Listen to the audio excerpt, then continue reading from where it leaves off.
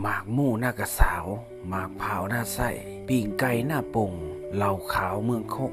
ลำวงสารวันเป็นคำขวัญขึ้นชื่อของแขวงสารวันบ้านนาปงเป็นบ้านวัฒนธรรมที่ขึ้นชื่อเรื่องการขายปิ่งไก่ขายอาหารตามแคมทางผู้คนที่สัญจรไปมาแต่เนื้อหอดไต่มาหอดนาปงจะต้องได้หยุดแวะซื้ออาหารการกินหรือปิ่งไก่ที่เป็นอาหารขึ้นชื่อและเป็นเอกลักษณ์ของบ้านนาปงตั้งแต่รุ่นบรรพบุรุษจนหอดปัจจุบันถ้าจะย้อนไปในอดีตบ้านนาปงเป็นบ้านโคกบ้านป่าเป็นหมู่บ้านน้อยๆที่ห่างใกล้แม่น้ำแต่ข้อดีของบ้านนาปงก็คือเป็นหมู่บ้านน้อยๆที่อยู่ติดกับเส้นทางเลขที่13ซึ่งเป็นเส้นทางยุทธศาสตร์ในการไปมาหาสู่แต่เนื้อหอดไต่ในสมัยก่อนการขายปิ่งไก่ของประชาชนบ้านนาปงมีเพียงห้านน้อยๆ 2-3 ห้านเท่านั้นจนมาหอดระยะต่อมาก็มีห้านขายปิ่งไก่ขายอาหารเกิดขึ้นมาอย่างต่อเนื่องจนมาถึงปัจจุบันพ่อค้าเศร้าขายพ่อค้าแม่ค้าได้พัฒนาทางด้านฝีมือเรื่องรสชาติของอาหารให้ดีขึ้น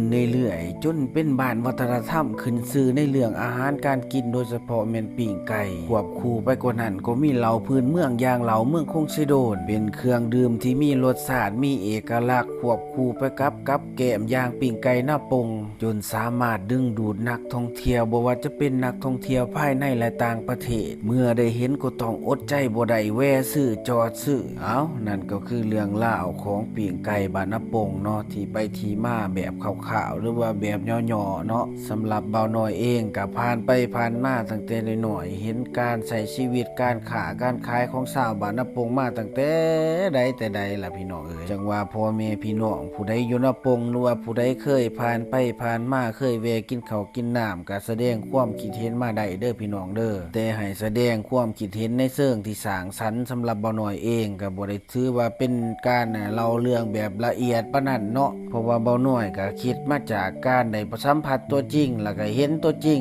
จากประสบการณ์ว่าจังซั่นก็บ่ได้มีข้อมูลอีหยังอ้างอิงพิลึกพิเหลือแต่ก็สามารถบรรยายให้พี่ให้น้องได้รับรู้และเข้าใจในประมาณหนึ่งพี่น้องเอ๋ยผู้ใดมีความรู้หรือว่ามีเรื่องเล่าอดีตเก่าๆอยากคอมเมนต์ก็คอมเมนต์มาได้พี่น้องเอ๋ยอันใดมันผิดมันพลาดก็ขอโทษขออภัยน้ำพี่น้ำน้องเด้อสำหรับคลิปนี้เบาน้อยก็สร้างขึ้นมาเพื่อจุดประสงค์อยากให้พี่ให้น้องผู้จากบ้านจากเมืองไปอยู่ที่อื่นเมืองอื่น